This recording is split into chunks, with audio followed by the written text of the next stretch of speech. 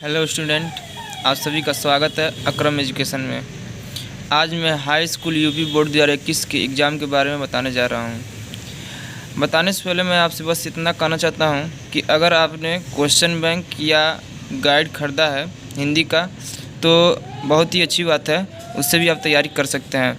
लेकिन मैं जो आपको ये पेपर दिखाने जा रहा हूँ इससे आपको बहुत ही मदद मिलेगी और आप इस क्वेश्चन से तैयारी करके अच्छे नंबर उठा भी सकते हैं।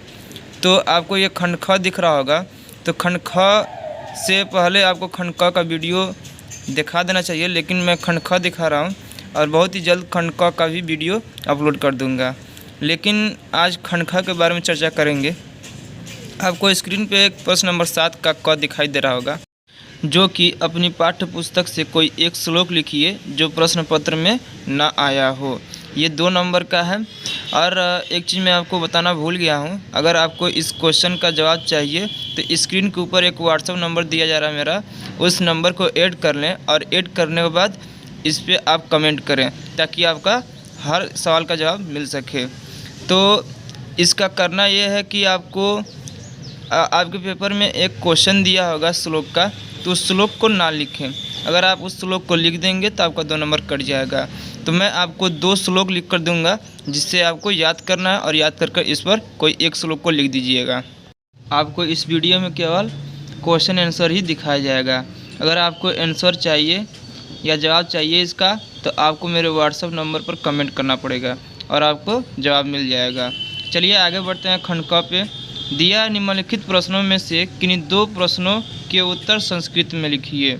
ये भी आपका 2 नंबर का है, एक नंबर आपको पूछा जाएगा।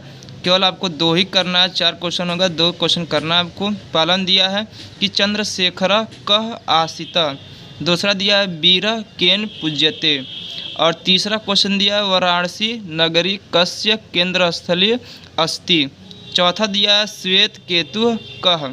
ये 4 क्वेश्चन दिया। 4 क्वेश्चनों से आपको 2 क्वेश्चन तक कन्फर्म पूछ सकता है और आपको रट लेना है। और आगे चलते हैं। प्रश्न नंबर 8 का 8वां दिया है कि हास्य अथवा करुण रस की परिभाषा उदाहरण सहित लिखिए। ये भी 2 नंबर का है।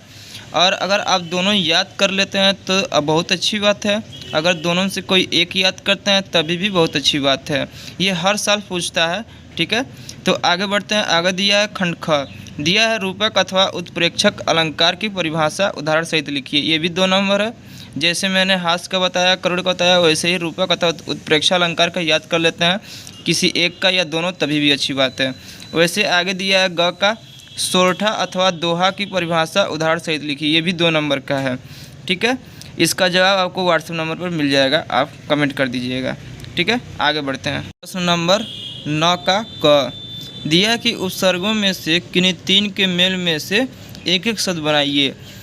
आपका 6 क्वेश्चन इसका देगा और आपको केवल 3 ही करना है और आपको 3 नंबर मिल जाएगा। तो जैसे आपको दिया है कि अधि, उप, नीर, अनु, आ और प्रति, बोला कि एक शब्द बनाइए। तो कैसे बनाएंगे? जैसे पहला दिया अधिका, तो अधिका हो जाएगा अधिकारी। तो ऐसे बाकी आप सबका करना है, ठीक है। तो आपको अगर 3 कर देते हैं तो आपको 3 नंबर मिल जाता है। तो आगे दिया ख, ख का बोलता है कि प्रत्ययों में से किन्हीं 2 का प्रयोग करके एक शब्द बनाइए। तो आपको ये 6 क्वेश्चन दिया है, 6 में से 2 करना है। अगर आप 2 कर देते हैं तो 2 नंबर मिल जाएगा। जैसे ये अंतिम पद है, आपका पहला पद बनाना है। जैसे का आपको पहला दे देगा तो का पहला पद क्या बनाएंगे? तो महत्व हो जाएगा। तो आपको इसका जवाब चाहिए तो आपको व्हाट्सएप नंबर पर कमेंट करना पड़ेगा। तो आगे बढ़ते हैं। ग दिया है कि किन्हीं 2 का समास विग्रह करें तथा समास का नाम लिखें। ये 2 नंबर का है। दोनों से आपको याद करना है कि पहला दिया द्वंद्व समास और दूसरा दिया है द्विगु समास। इसका भी जवाब मैं आपको दे दूंगा। क्वेश्चन है घ, दिया है कि निम्नलिखित में से किन्हीं 2 के तत्सम रूप लिखिए। ये आपका 2 नंबर का होगा और आपको ये 6 क्वेश्चन दिया गया है और मैं 10, 15 और तत्सम लिखकर व्हाट्सएप पर सेंड कर दूंगा। तो चलिए आगे बढ़ते हैं। दिया है अगला क्वेश्चन कि किन्हीं 2 शब्दों के 2 पर्यायवाची शब्द लिखिए। यानी ये 4 क्वेश्चन है, इसमें से किसी 2 को करना है, आपको 2 नंबर मिल जाएगा। इसका भी मैं 10 या 15 पर्यायवाची लिखकर आपको सेंड कर दूंगा। चलिए आगे बढ़ते हैं। 10 का क है कह रहा है कि किन्हीं दो में से संधि करें और संधि का नाम लिखें। तो आपको करना केवल ये है कि आप यड़ संधि याद कर लें, ठीक है। तो आपको यड़ संधि से 10 या 15 संधि आपको मैं व्हाट्सएप पे सेंड कर दूंगा। ये केवल उदाहरण 4 दिया हूँ, इस ऐसे ही उदाहरण देगा और आपको केवल 2 करना है, ठीक है। तो आपको 2 नंबर मिल जाएंगे। अगला दिया है प्रश्न नंबर ख, दिया है कि निम्न शब्दों के रूप, विभक्ति और बहुवचन लिखें। तो आपको 2 दिया गया है, इसमें से एक याद कर लें कोई भी, तो आपको 2 नंबर मिल जाएगा। ये भी मैं व्हाट्सएप पर सेंड कर दूंगा। अगला दिया है ग, दिया है कि किसी एक धातु, लकार, पुरुष तथा वचन का उल्लेख करें, ठीक है। तो आपको केवल और केवल हंस में याद करना है, और हंस में कौन कौन सा दे सकता है, जैसे कि लट, लंग और लोट लकार। तो मैं इसे व्हाट्सएप पर सेंड कर दूंगा, आप इसे याद कर लीजिए और आपको 2 नंबर मिल जाएगा। अगला दिया है ग, कह रहा कि 2 वाक्यों को संस्कृत में अनुवाद करें। तो आपको ये स्कूल में बताया गया होगा, तो आप उसे याद कर लीजिएगा। फ़िलहाल मैं कोशिश करूँगा आपको कि कम से कम 8 या 10 संस्कृत में अनुवाद करना सिखा दूँ, ठीक है। नंबर 11 कह रहा है कि किसी एक विषय पर निबंध लिखिए।